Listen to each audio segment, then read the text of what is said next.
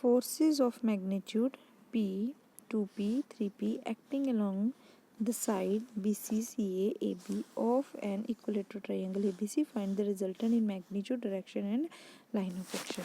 इसका बेटा बहुत ही इजी है। इसमें हम एक आर्टिकल 11 है, देखो इसमें हमने करना क्या होता है, कोई भी फोर्स हमें गिवन होती है एक्स एक्सिस और वाई एक्सिस पे, उसका एक रिजल्टेंट हम ले लेते हैं आर, जो एक्स एक्सिस के साथ ठीक ठाक एंगल बना रही होती है। ठीक है, तो हमने क्या करना होता है बेटा, हम करते क्या, रिजॉल्व पार्ट। जब भी हम रिजल्टेंट का लिखते हैं, रिजॉल्व करते हैं लॉन्ग एक्स एक्सिस और रिजल्टेंट को रिजॉल्व करते हैं लॉन्ग वाई एक्सिस, तो वो किसके इक्वल आ जाता है, algebraic sum of the resolve part of all the forces about X axis और resultant resolve part of along the Y axis. जैसे हमने रिजॉल्व आर कॉस थीटा को सारी फोर्सेस के resolve part long X axis के equal लिख लिया, और साइन थीटा को sum of algebraic sum of all the forces का resolve part around Y axis.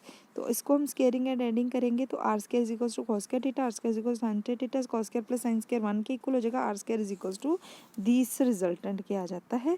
तो इसको हम एक्स ले लेते हैं, इसको हम वाई ले लेते हैं, तो x square plus y square के इक्वल हमारा ये रिजॉल्व पार्ट आ जाता है। जैसे हमने आर्टिकल में किया है सेम एज इट इज़ ये हमने एग्जाम्पल में करना है। ठीक है, उसके बाद हम इसको डिवाइड कर देते हैं, हमारा थीटा आ जाता है। इसी तरह से हमने मूवमेंट निकालनी है, जैसे हमने लास्ट एक्सरसाइज में किया सेम वैसे ही है। तो ये हम एक्सरसाइज में हमें गिवन क्या है, देखो बेटा ये एक ट्रायंगल गिवन है, हमें दिया क्या है कि पी फोर्स है बीसी साइड पे, एक ट्रायंगल एबीसी है, बीसी एक्स एक्सिस बना रही है और इसके परपेंडिकुलर वाई एक्सिस है। बीसी पे पी फोर्स है, सी ए पे 2p फोर्स है, देखो जैसे नाम दिया वो उसी तरह से हमने डायरेक्शन रखनी है, ए बी के ऊपर 3p फोर्स है। ठीक है, तो हमने इसका रिजल्टेंट ले लिया कार जो ई एक्स एक्सिस को ई पे काट रहा है, जो एंगल थीटा बना रहा है। तो जब हमने रिजॉल्व करना है ना इसको, तो हमने क्या लिखना, r sine cos theta x axis से किया, cos theta is equals to ये पी इसके साथ क्या सा एंगल बना रहा है, ज़ीरो एंगल बना रहा है ना पी एक्स एक्सिस के साथ, और ये पी इसके साथ कौन सा एंगल बना रहा है, 2p प्लस कॉस, ये एंगल देख लेना हमने एक्स एक्सिस के साथ, और इसका ये एंगल देख लेना हमने एक्स एक्सिस के साथ। ठीक है, तो ये हम एग्जाम्पल में से देख लेंगे। ठीक है, तो हमने क्या लिखा, पी 0 एंगल बना रहा है, ये क्योंकि एक इक्विलेटरल ट्रायंगल है तो ये 60 है, ये भी देखो दिया हुआ इक्विलेटरल ट्रायंगल, ये 60 है, ये भी 60 है, ये भी 60 है। तो अगर ये 60 है तो ये पूरा 120 है, तो ये एंगल कितना आ जाएगा, ये 120। अब ये ए बी कितना बना रही है हमारे साथ एंगल 60 का। ठीक है, तो यहाँ से हमने क्या ले लिया, एक्स एक्सिस के साथ ए बी क्या बना रही है, तो हमने क्या करना है, इसको आगे बढ़ा के इस तरीके से एंगल ऑपोजिट डायरेक्शन में नहीं देखना, इधर वाला देखना होता है हमने एंगल।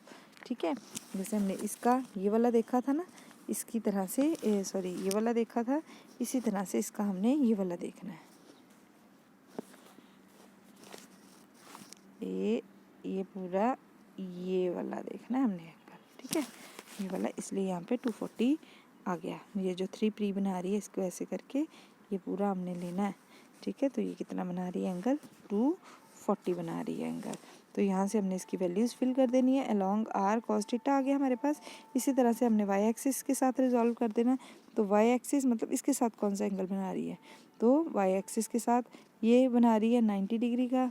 ठीक है, और साइन तो ये एंगल सेम ही रहेंगे, साइन कॉस की जगह साइन आ जाना बस, बाकी एंगल सेम रहते हैं, साइन 0, साइन 120, साइन 240। तो इसकी वैल्यूज़ हमने फिल कर देनी है, ये आर साइन थीटा आ जाना, वही स्केयरिंग एंड एडिंग करके वहाँ से हमने क्या निकाल लेना है, अपना आर की वैल्यू निकाल लेनी है। 3p स्केयर आ गया, √3p हमारा जो है आर की वैल्यू आ जाएगी।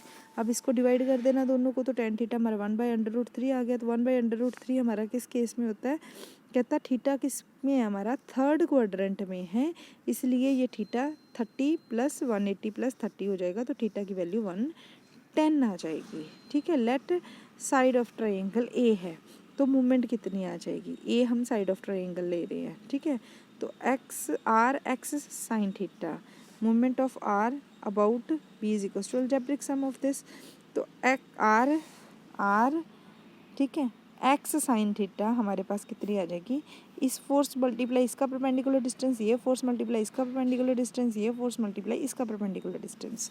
ठीक है, तो परपेंडिकुलर डिस्टेंस हम ले कैसे रहे हैं, साइड को हमने साइन के साथ डिवाइड कर देना, साइन थीटा लगा देना, रिजॉल्व करके निकालना ये भी।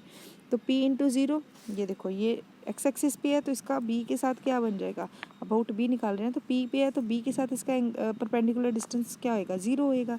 तो इसका b के ऊपर परपेंडिकुलर डिस्टेंस ऐसे करके हम लेंगे तो ये हम एक वो बन जाएगी ना हमारी राइट एंगल ट्रायंगल। ये देखो ये जैसे हम ले रहे हैं ये बन जाएगी हमारी राइट एंगल ट्रायंगल, ठीक है।